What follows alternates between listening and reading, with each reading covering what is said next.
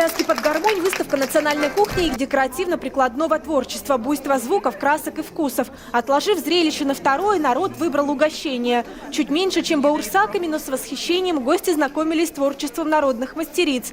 Здесь уральская роспись, вязание и вышивка. И самый теплый в мире бренд. Тюбетейки и бием от елуторовских женщин представлены на Днях татарской культуры впервые. Социальному бизнес-проекту нет и года. В канун Дня защитника Отечества татарская тюбетейка – лучший подарок. Мы здесь представили нашу новую линейку тюбетеек, которую бабушки сами придумали. Это была их идея.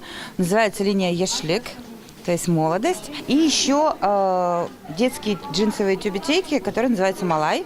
У них очень мягкая внутри трикотажная подкладка. Концерт в честь Дней татарской культуры начали с награждения дипломами за вклад в сохранение фольклора. Затем на сцену вышли лучшие татарские коллективы и исполнители. Среди них профессиональные и самодеятельные артисты. Ансамбль «Пышны» из села Мулаши Тюменского района собирает у старожилов и показывает на сцене сибирско-татарский фольклор. И мы привезли еще новую фольклорную композицию «Такмаклар». Это про нашу деревню Мулаши. Сегодня увидите. Это называется «Кички уен» после работы. Для зрителей, а большинство из них старшее поколение, эти песни и частушки – возвращение в молодость. Татарша ярлысыз, татарша білеміз. Біз орыс болмаған шенде, конечно, бізге бүтінлей татар деп білеміз де, татарша болғаш, аны яратамыз біз. Татарскую нацию уважать итәбез. Без татарлар деп әйтәбез.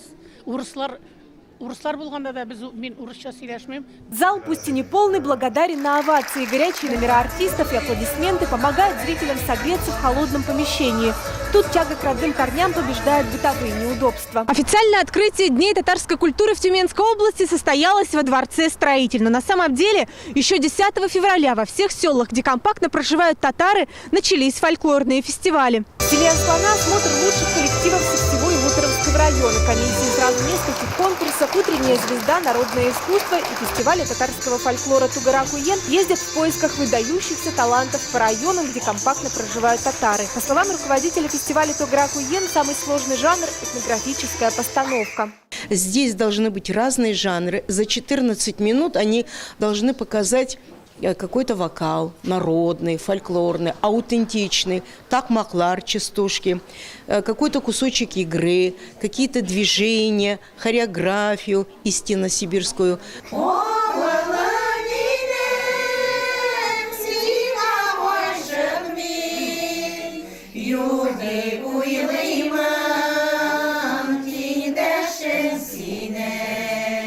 Ансамбль «Чешма» из села Новотьялово репетирует акапельно. У единственного в селе народного коллектива нет гармониста. Поэтому на сцену «Чешма» выйдет под готовую аранжировку современной песни. Гармонисты, жалуются фольклористы, сегодня редкая находка. К сожалению, наша группа нуждается в гармонисте. У нас нету гармониста. И приходится нам исполнять свободные тематики эстрадного жанра. У народного фольклорно-этнографического ансамбля «Тамаша» нет проблем ни с гармонистом, ни с режиссером. В этом селу Аслана повезло. Руководитель Ильяс Бакиев – выпускник Казанского института культуры. А солист Ильчан Хуснуддинов – заслуженный работник культуры Республики Татарстан. «Тамаша» в этом году отмечает 20 лет. Название говорит само за себя, что не постановка, то мини-спектакль. Во-первых, мы в детстве воспитаны в этом фольклоре. Раньше не было ни телевизора, у нас не было. Мы все время сидели, надо все время заниматься, все время какие-то дразнилки, игрища, всякие вот небылицы, акияти, маклар. Все время мы жили в этом, мы воспитаны, поэтому много мы сами знаем. По традиции победители регионального этапа Конгресс татар Тюменской области делегирует на Всероссийский фестиваль Тугарак-Уен. София Хайруллина, Марат Нигматуллин, ТНВ, Тюменская область.